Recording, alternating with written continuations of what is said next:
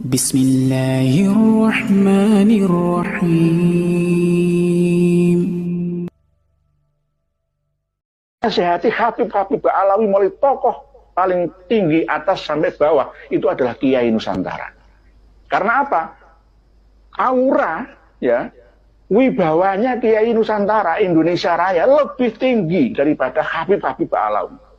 Satu Kiai Indonesia sekelas Kiai Haji Imaduddin Utsman akan mengalahkan 7.000 Habib. Satu yang alim sekalipun. Satu orang Kiai Haji Imaduddin Utsman bisa mengalahkan 7.000 Habib Alawi yang alim sekalipun. Pengumuman ini. Jadi Habib Alawi harus berguru kepada kiai-kiai yang ada di Nusantara. Bismillahirrahmanirrahim. Assalamualaikum warahmatullahi wabarakatuh.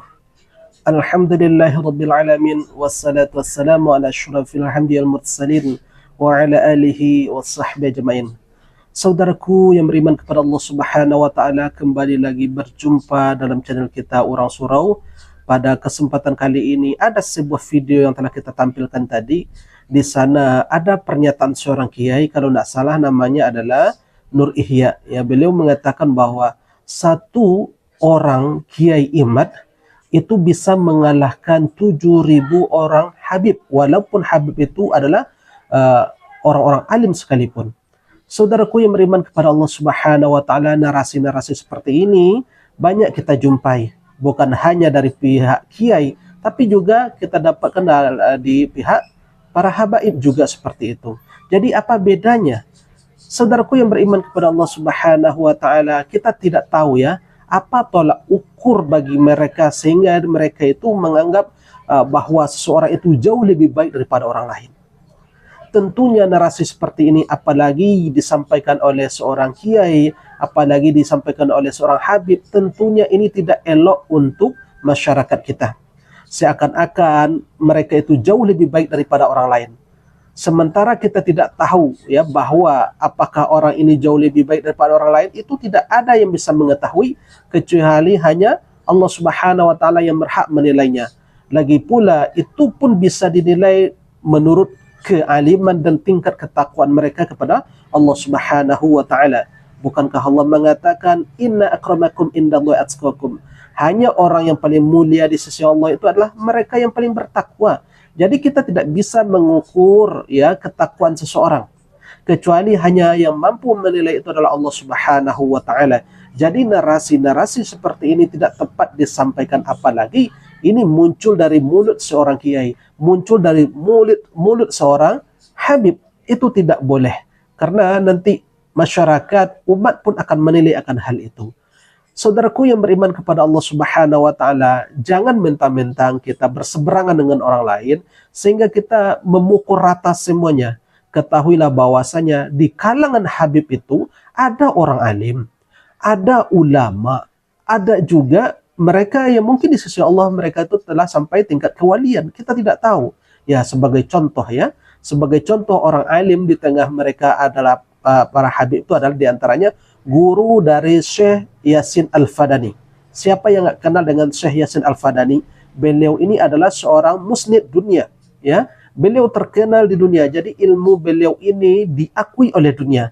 Salah satu guru dari Syekh Yasin Al-Fadani ini adalah seorang habib, yakni Habib Muhsin bin Ali Musawwah. Saudaraku yang beriman kepada Allah Subhanahu wa taala, menunjukkan bukti bahwa di antara mereka ini ada orang yang alim. Ya, di antaranya ada termasuk guru dari Syekh Yasin Al-Fadani. Ternyata ada seorang habib.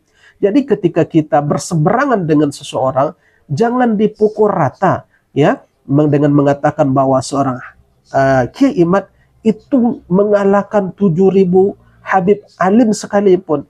Ini narasi seperti apa ini? Ya, ini narasi seperti apa ini? Apalagi itu muncul dari mulut orang-orang yang kita anggap alim, orang-orang yang kita anggap berilmu. Tentunya ini akan menimbulkan memperuncing suasana, memperkeruh suasana. Seharusnya narasi-narasi ini tidak boleh disampaikan di tengah masyarakat. Hendaklah kita itu menjadi sebuah menenteramkan, menciptakan suasana yang lebih kondusif, bukan malah menciptakan suasana sebaliknya. Itu tidak dibenarkan. Saudaraku yang beriman kepada Allah Subhanahu wa taala, ini mesti kita sampaikan. Mana tahu nanti ya dengan dengan video kita yang bikin seperti ini, kita reaksi seperti ini, mana tahu nanti masyarakat bisa memilah dan memilih mana yang lebih baik untuk didengarkan. Minum diambil sama Rasulullah, Rasulullah minum, Rasulullah sambil duduk minumnya. Sambil duduk tapi matanya ke Imam Bukhari. Rasulullah tahu hatinya Imam Bukhari, tahu betul gelisah nih orang. Diminum sama Rasulullah. Sekali diambil nggak jadi, Rasulullah minum lagi.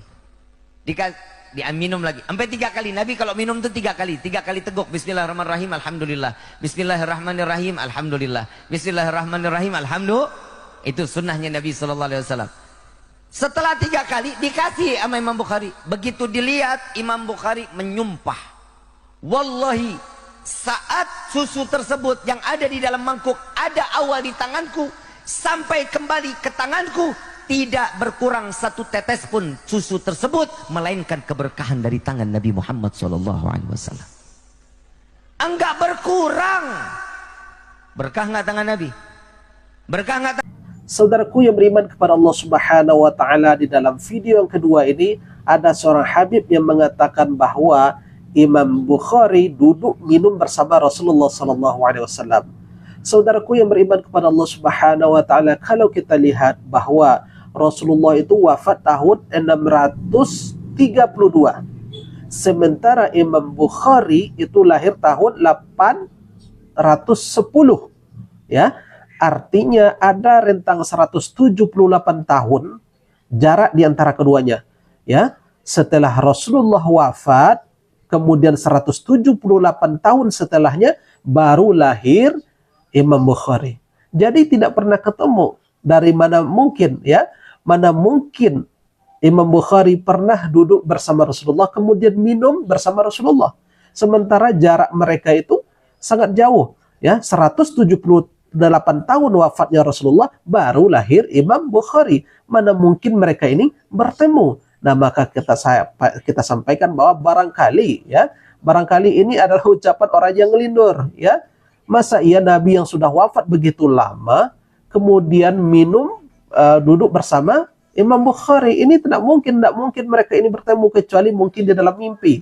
Kalau dalam mimpi mungkin boleh-boleh saja, tetapi kalau istilahnya bertemu dalam wujud nyata, dalam keadaan sadar, ini tidak mungkin ya, karena jarak mereka antara wafatnya Rasulullah dengan kelahiran Imam Bukhari itu rentangnya sangat jauh sekali, yakni 178 tahun. Jadi ini tidak mungkin, saudaraku. Saudaraku yang beriman kepada Allah Subhanahu wa taala, barangkali ini yang bisa kita sampaikan sebagai bahan reaksi kita pada kali ini. Mudah-mudahan yang sedikit ini bisa bermanfaat.